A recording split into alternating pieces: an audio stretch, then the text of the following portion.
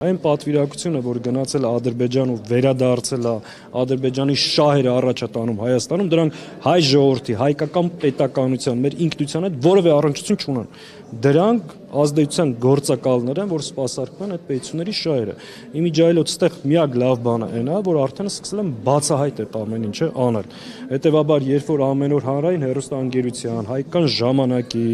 սիվիկների եթերով այս գործակալական ցանցի ներկայացուցիչները ազդեցության